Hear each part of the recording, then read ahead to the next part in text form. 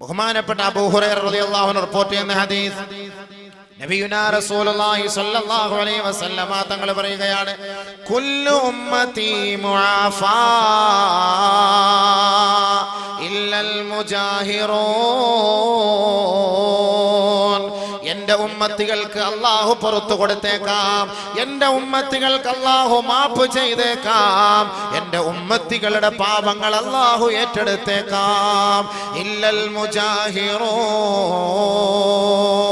പാപങ്ങൾ പരസ്യമായി പറയുന്നവരൊഴികെ, പാപങ്ങൾ പരസ്യമായി പറയുന്നവരൊഴികെ അവരുടെ പാപങ്ങൾ അല്ലാഹു മാപ്പ് ചെയ്യുകയില്ല.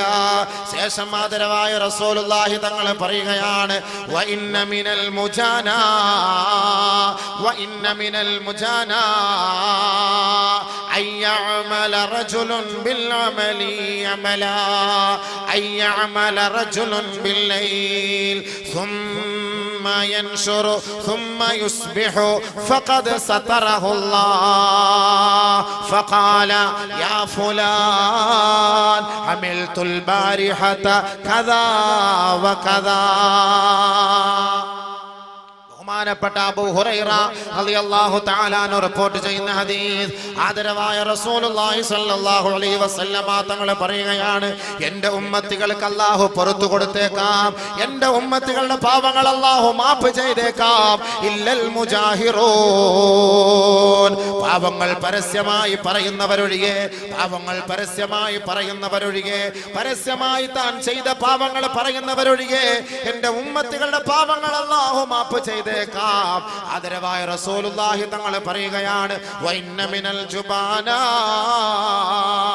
വിഡ്ഢികളിൽ പെട്ടവരാണ്, വിവരമില്ലാത്തവരിൽ പെട്ടവനാണ്, അയ്യഅമല റജുലു അമലാ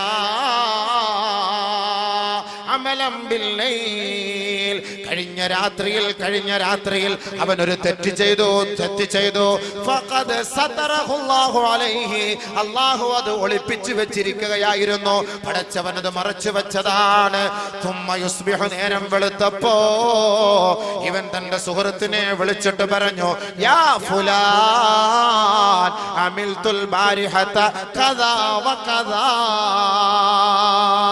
ഏ സഹോദരാ, ഏ അളിയാ, ഏ സുഹൃത്തേ, ചെക്ക, ഞാൻ ഇന്നലെ രാത്രി ഇന്ന പെണ്ണുമായി ഞാൻ അങ്ങനെ ചെയ്തു, എനിക്ക് ഇന്നലെ ഒരു ഐറ്റം കിട്ടി, അവളുമായി ഞാൻ ഇന്ന സ്ഥലത്ത് പോയി, ഇന്ന സമയങ്ങളിൽ ഇത്ര സ്ഥലത്ത് ഞങ്ങൾ അടിച്ചു പൊളിച്ചു, ഞാൻ ഇന്ന തെറ്റ് ചെയ്തു എന്ന് അല്ലാഹു ഒളിപ്പിച്ചു വെച്ച മറച്ചു വെച്ച തെറ്റുകൾ തന്റെ സുഹൃത്തുക്കളോട് പറയുന്നവരെ അവന്റെ പാപം അല്ലാഹു പൊറുക്കുകയില്ല, അവന്റെ പാപം അല്ലാഹു ഏറ്റെടുക്കുകയില്ല, അവൻ അല്ലാഹു പുറത്തു കൊടുക്കുകയില്ല.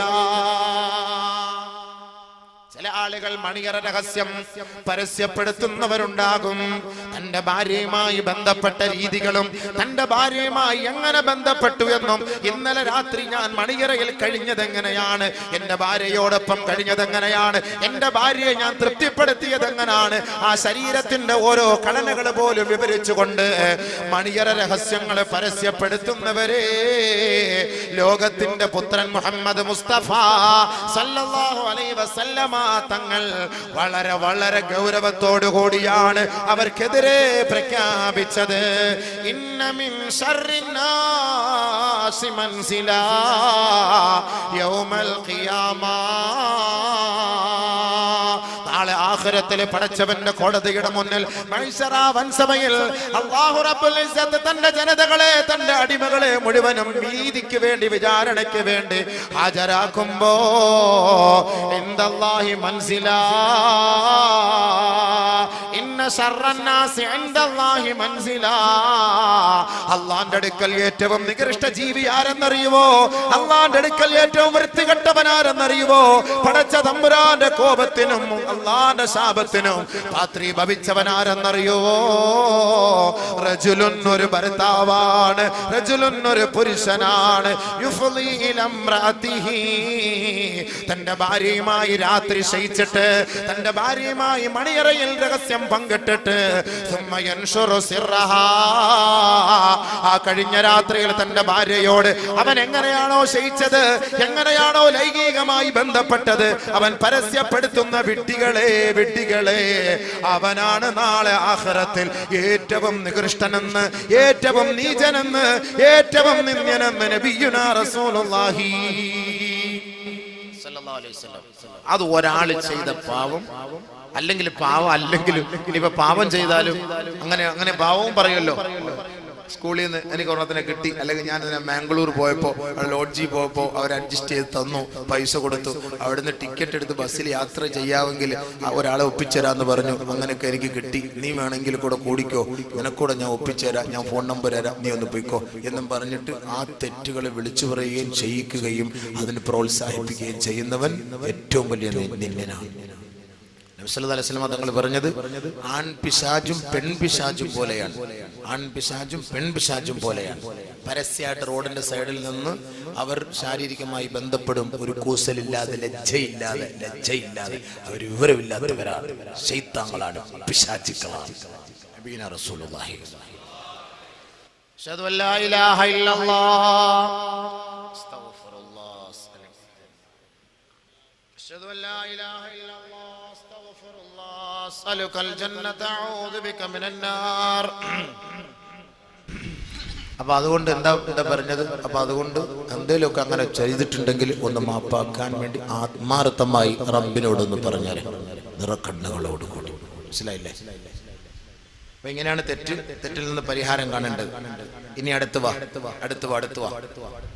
അടുത്ത് ഇനി തൗബ സ്വീകരിക്കണമെങ്കിൽ അടുത്ത വഴി എന്താണ്? തൗബ എന്നൊക്കെ പറഞ്ഞ നിങ്ങളിപ്പോ എന്താ ഈ വിചാരിച്ചത്? സംഭവം ഇത്രയും വലിയ സംഭവമാണെന്നുള്ളത് നമ്മൾ അറിഞ്ഞില്ലല്ലോ. അടുത്തത് وإن كانت المعصية بينه وبين الله فلها ثلاثة شروط. അവന്റെ പാപം അവനും അല്ലാഹുവും തമ്മിലാണെങ്കിൽ 3 നിബന്ധനകൾ അവനുണ്ട്. ഒരു മനുഷ്യൻ തൗബ ചെയ്യണമെങ്കിൽ, പശ്ചാത്തപിക്കണമെങ്കിൽ, അവൻ ചെയ്ത പാപം അവനും അല്ലാഹുവും തമ്മിലുള്ള പാപമാണെങ്കിൽ ഫലഹാ സലാസത്ത് ശുറൂത്ത്, 3 നിബന്ധനകളാണ്.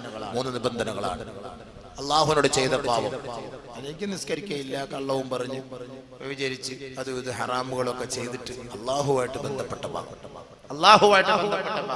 അങ്ങനെ ചെയ്താൽ ഫലഹാ സലാസത്ത് ശുറൂത്ത്, 3 നിബന്ധനകൾ അവൻ പാലിക്കണം. ഒന്ന്, പാവം പിഴുത് കളയണം. ഇപ്പൊ നിലവിൽ ചെയ്തുകൊണ്ടിരിക്കുന്ന പാവം അത് നിലവിൽ എടുത്ത് കളയണം, പറിച്ച് കളയണം. മുരടോടുകൂടി പറിച്ച് ഡിലീറ്റ് ആക്കി കളയണം. ഒന്ന് കൂടുതൽ വിശദീകരിക്കാൻ സമയമില്ല. അവൻ ചെയ്യുന്ന ആ ഒരു തെറ്റിന്റെ മേൽ അവനൊരു വിഷമമുണ്ടാകും, ഒരു ഖേദപ്രകടനം.